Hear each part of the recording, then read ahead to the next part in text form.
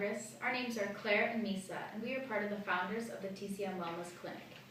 Thank you for watching our video in which we will be advocating that the representatives of American citizens act to mandate that all American-based healthcare companies reimburse, at least partially, for evidence-based, complementary, and alternative healing treatments offered by primary care practitioners and wellness clinics.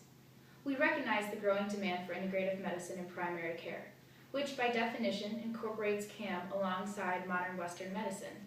The most current and comprehensive studies done by the National Health Interview on Americans' use of CAM found that nearly 40% of adults use some form of CAM.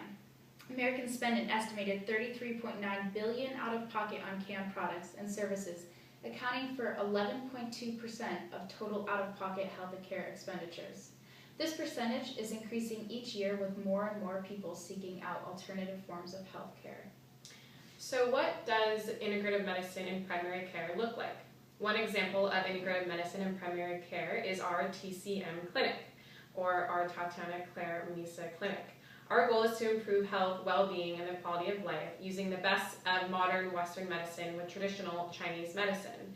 We emphasize health promotion, disease prevention, treatment, and rehabilitation through an integrated practice of East-West medicine. We have a patient-centered approach where we put an emphasis on the individual. Another example of what integrative medicine in primary care looks like is UCSF's Osher Center.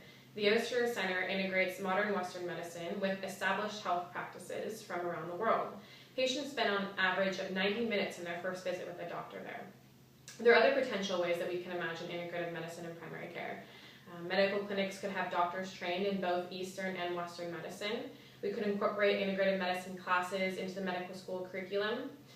We could encourage a simple conversation between the patient and provider about CAM options by asking the patient if he or she is familiar with CAM therapies and asking if he or she is interested in learning about the benefits and any drawbacks to receiving this type of care.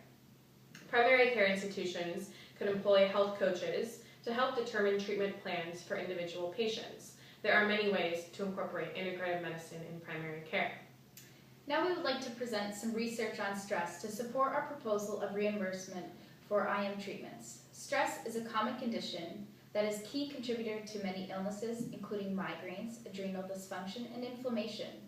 The impact of stress is not fully recognized in the Western medical treatment model because modern Western medicine acts retroactively to the effects of stress. In understanding the effects of stress on migraines, adrenal dysfunction, and inflammation, we can see how an integrative approach using stress reduction can prevent a myriad of illnesses and also treat these diseases more effectively and at a substantially lower cost. In a recent study conducted by Brustock in 2012, they revealed a different understanding of stress and its contribution to migraines. This study discusses an allostatic load, which is defined as a physiological response to potential and actual stressors that a person experiences. It was found that this allostatic load can change the brain's neural framework both functionally and structurally.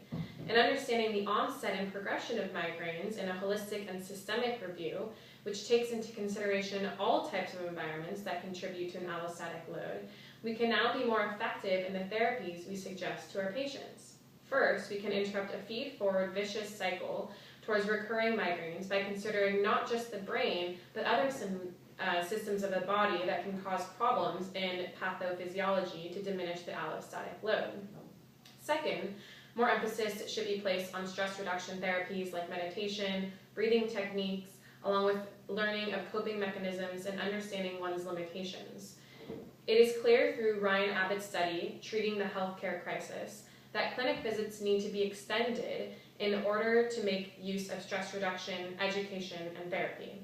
Clinic visits to primary care practitioners had substantial long-term benefits that might eliminate the recurrence of migraines. This would cut costs by ceasing future clinic visits and also reducing the need for expensive drug therapies that may have a number of other debilitating side effects. The next study that we are using to bolster our proposal is a study that was done by David Anderson in 2008, which reviews a number of safe, low-cost, effective, and accessible treatments of stress through an understanding of HPA activation during stress. HPA is a hypothalamic pituitary adrenal axis that produces circulating cortisol, which is damaging to the body in long-term exposure.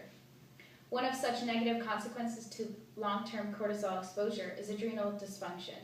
With a case made for the use of exercise and stress reduction techniques, diet modifications and diminishing caffeine intake of certain supplements, vitamins, and minerals, it was stated that only by improving the individual's ability to cope with stress will there be a long-term improvement in adrenal function. Treatments such as yoga, mindful meditation, and Tai Chi have been understood to be effective forms of treatment, and they all fall under the category of integrative therapy. Our last supporting evidence comes from a study by Dr. Michael Irwin, Understanding Inflammation Holistically alongside micro-studies on mechanisms of inflammation revealed a relationship between stress and inflammation. Inflammation eventually leads to what he calls sickness behavior or somatization, which refers to the persistence of multiple physical complaints that cannot be attributed to medical illness. The research explains that stress from environmental and life events and trauma cause both central and peripheral inflammatory signaling that contributes to the onset of somatic symptoms of pain, sleep disturbances, and fatigue. Integrative medicine therapies like relaxation training, enhancement of coping skills, exercise, and cognitive behavioral therapy were proposed as effective solutions that help to decrease stress. To recap these studies, it is clear that a certain pattern exists. These studies propose a holistic way of examining diseases which looks not only at the specific pathway but the entire body, including the brain and the environment that the body is in and how it perceives its environment. Stress disrupts major bodily functions, and this disruption leads to a wide spectrum of symptoms and illnesses. Instead of targeting the multiple symptoms of stress, the studies propose a targeting of the root cause.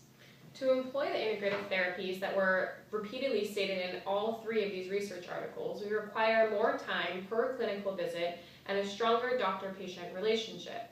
To achieve this, we will need more primary care doctors who are trained in integrative medicine. We are asking that the government assist this process by mandating insurance companies to reimburse healthcare establishments and patients for integrative treatments. Integrative medicine and primary care can help us reduce the need for costly specialized care.